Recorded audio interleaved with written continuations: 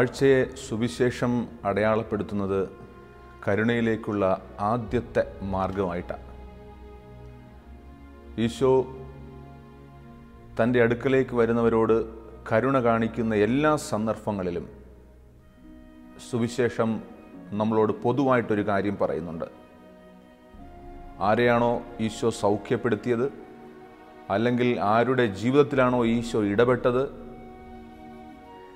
അവരെ ഈശോ കണ്ടു എന്ന് കൃത്യമായിട്ടും പറയുന്നുണ്ട്.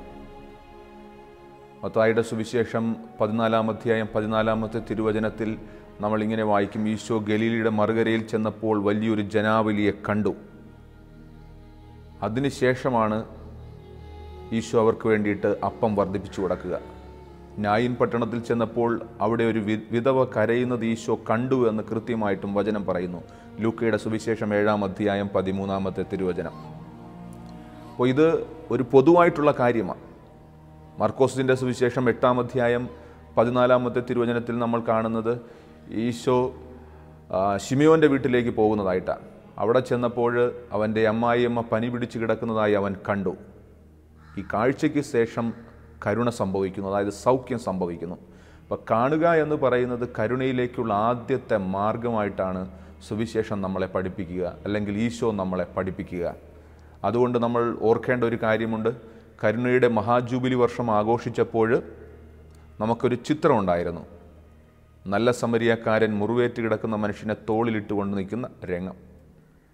അവിടെ രണ്ടുപേർക്കും കൂടെ 4 കണ്ണാണ് വരേണ്ടത്.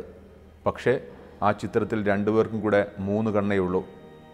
ആ ചിത്രം തന്നെ നമ്മളോട് പറയുന്നത് നല്ല സമരിയക്കാരൻ്റെ കാഴ്ചയും മുറിവേറ്റ് കിടക്കുന്ന മനുഷ്യൻ്റെ അവസ്ഥയും തമ്മിൽ താതാത്മ്യം പ്രാപിച്ചു എന്നാണ്. അവിടെയാണ് കരുണയുടെ ആരംഭം. നമ്മളുടെ ജീവിതങ്ങളിലൊക്കെ ഒന്ന് പരിശോധിച്ചാൽ മതി. നമ്മൾ കലഹിച്ചിരിക്കുമ്പോൾ, നമ്മൾ ശത്രുതയിലായിരിക്കുമ്പോൾ നമ്മൾ കണ്ണുകളിലേക്ക് നോക്കില്ല, മുഖത്തേക്ക് നോക്കില്ല. കണ്ണിലേക്ക് നോക്കിയാലോ പിന്നീട് കരുണ ആരംഭിക്കുകയായി. അതുകൊണ്ട് നമ്മൾ ദൈവവുമായിട്ട് അകന്നിരിക്കുന്നുവെന്ന് തോന്നുന്ന നിമിഷത്തിൽ ഒരു കുറുക്ക് വഴിയുണ്ട്. ആ കണ്ണുകളിലേക്ക് നോക്കുവാനായിട്ട് നമുക്ക് ശീലമുണ്ടാകണം. അപ്പം നമ്മളെ ഇങ്ങനെ നിരന്തരം നോക്കിക്കൊണ്ട് നിൽക്കുന്ന ഒരു ദൈവമുണ്ട് നമ്മളോട് കരുണ പ്രദർശിപ്പിക്കുന്നതിന് വേണ്ടിയിട്ട്.